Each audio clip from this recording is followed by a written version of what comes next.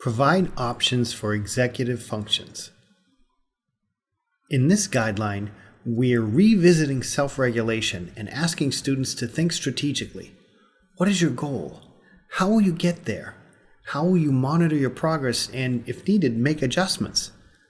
How did you do? And why? These are skills that aren't content-specific. Teaching students to think strategically, to monitor their progress, and to reflect on goals translates across disciplines and settings. These aren't tips for school, they are life skills that are being taught in school. Studies show that a student who reaches a goal increases in his or her self-efficacy, the task-specific perception of ability.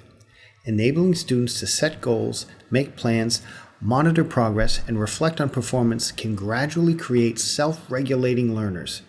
In other words, they will eventually set their own goals, monitor their own progress, and reflect on performance independently and of their own volition because they'll know that's how things get done.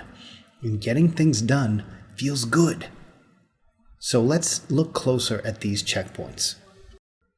Guide appropriate goal setting. Support planning and strategy development.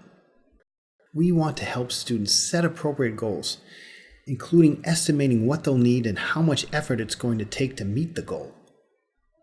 To do this, show them worked examples and models of excellence and relate the methods and skills used to produce them.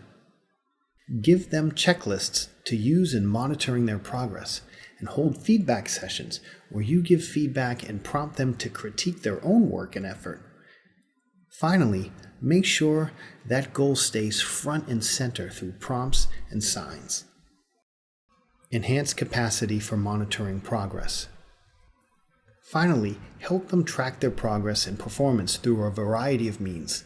Have them reflect on their performance. Did they reach the goal, and why or why not? Did they apply enough effort, and did they use a valid strategy to reach the goal?